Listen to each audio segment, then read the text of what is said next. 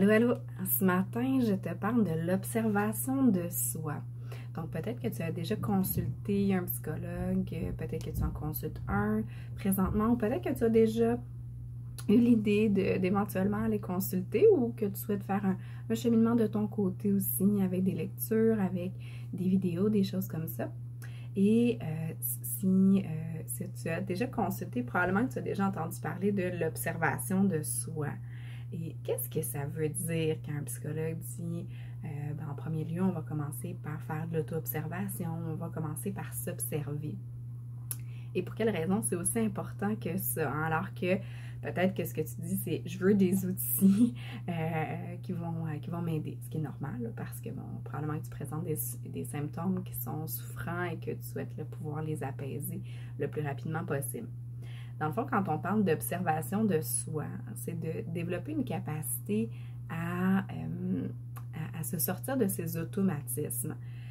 Notre fonctionnement, que ce soit nos comportements, donc les actions qu'on fait, nos pensées, donc les mots, les images, les phrases qui nous traversent l'esprit, que ce soit nos émotions, donc qu'est-ce qui se passe au niveau affectif, est-ce que j'ai peur, est-ce que je suis anxieuse, est-ce que je suis en colère, irritée, est-ce que je suis triste, découragée, est-ce que je me sens bien, est-ce que je me sens de bonne humeur, joyeuse.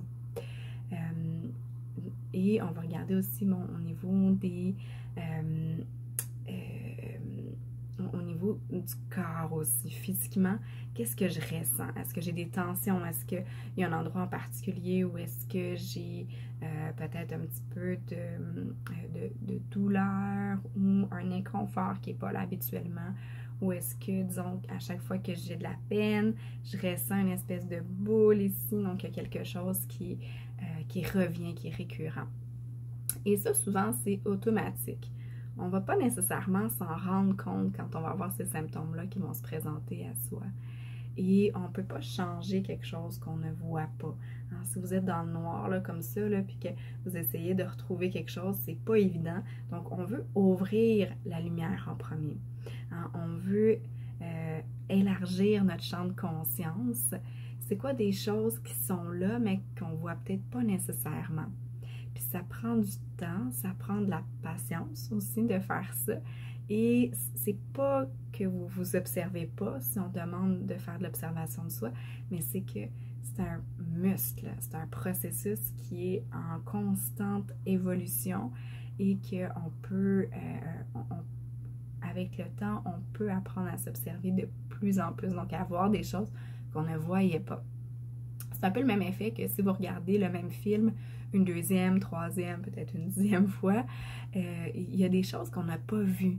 Hein? Puis c'est pas parce qu'on l'a pas regardé le film, on l'a regardé, on était attentif, mais c'est parce que il y a tellement d'informations, les pensées qui nous trottent dans la tête, on en a des milliers dans la journée, ça va très vite et on ne peut pas focusser notre attention sur plein de choses en même temps, comme nos pensées, notre corps, nos émotions, et on en a vraiment beaucoup.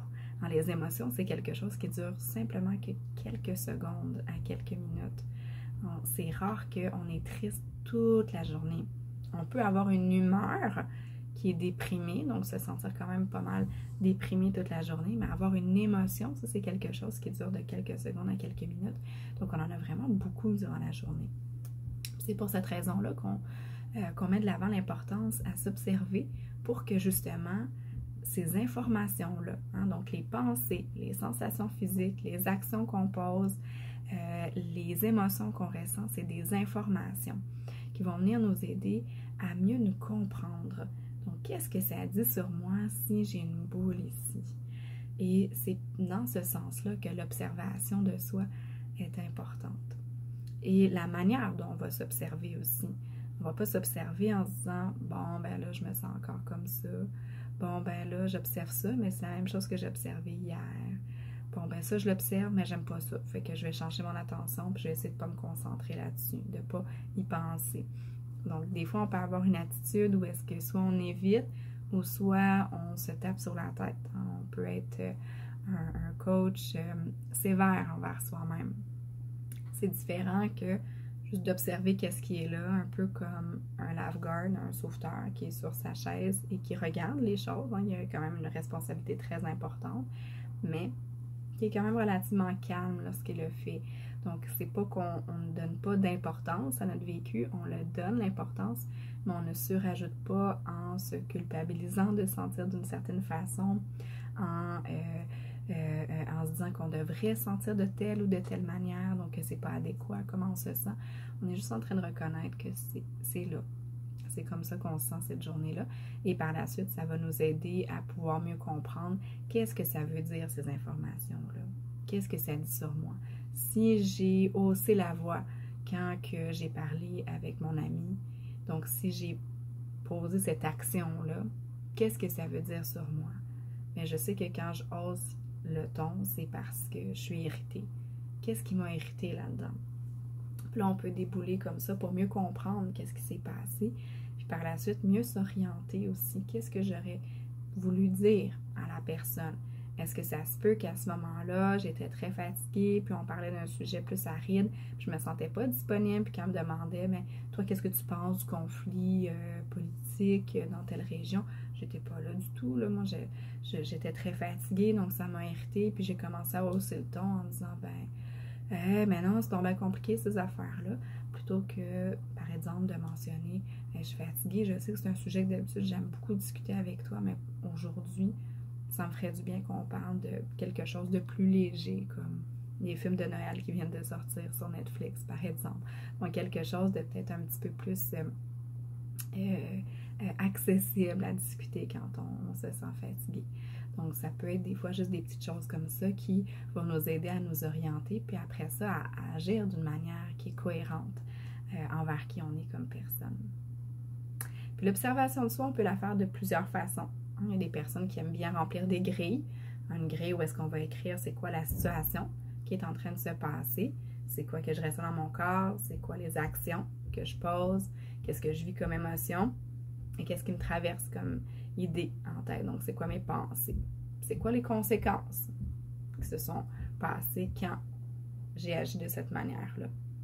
L'observation de soi, on peut l'utiliser aussi en pratiquant la méditation en pleine conscience, où est-ce qu'on met les deux pieds bien au sol, on met les mains sur les genoux, on ferme les yeux si on se sent confortable à le faire et on va se concentrer sur le souffle. Donc, on va souvent concentrer notre attention sur une chose et par la suite, on va juste observer qu'est-ce qui est là. Observer quand on n'est plus dans l'exercice, mais quand on est parti dans nos pensées et qu'est-ce qu'on aurait besoin pour revenir. Hein? Donc, j'aurais peut-être besoin de me focusser sur mon souffle pour m'aider à revenir à ce moment-ci. L'observation de soi, on peut l'utiliser de façon plus informelle, c'est-à-dire dans la journée. On peut se mettre comme objectif une fois par jour. Disons quand je suis en train de dîner. À l'heure du midi, je vais prendre un moment d'arrêt, puis je vais me questionner par rapport à qu'est-ce que je vis dans mon corps présentement, qu'est-ce que j'ai comme émotion, qu'est-ce que je fais comme action et qu'est-ce que j'ai comme pensée qui me traverse l'esprit. Donc, on va souvent utiliser ces repères-là.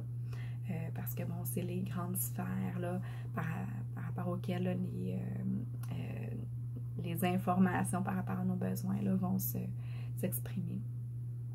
Il y en a que ça peut être de l'écrire en fin de journée dans un journal. Il y en a d'autres qui vont parler avec leur partenaire puis vont dire je sais que j'ai souvent tendance à dire à hausser le ton. Ça, je prends le même exemple que tout à l'heure. Donc, si jamais je le fais, est-ce que tu peux... je vais essayer, moi, de mon côté, de l'observer, mais si jamais je ne le vois pas, est-ce que tu peux m'accompagner là-dedans et me le rappeler quand je suis en train de le faire? Ça va m'aider. Donc, il peut y avoir ces différentes choses-là. Il y a des personnes qui vont aussi utiliser le téléphone cellulaire. Là. Il y a quelques applications qui existent pour justement, soit mettre une alarme puis dire, à ce moment-là, quand mon alarme sonne, je vais prendre un moment d'arrêt puis regarder qu'est-ce qui se passe à l'intérieur de moi. Donc, il y a vraiment beaucoup de moyens de s'observer. On peut s'observer aussi en se demandant, est-ce que je suis en train présentement, dans le comportement que je suis en train de poser, est-ce que je suis en train de m'approcher ou de m'éloigner de ce qui est important pour moi? Donc ça, c'est différent là, que de s'observer au niveau des pensées et des comportements.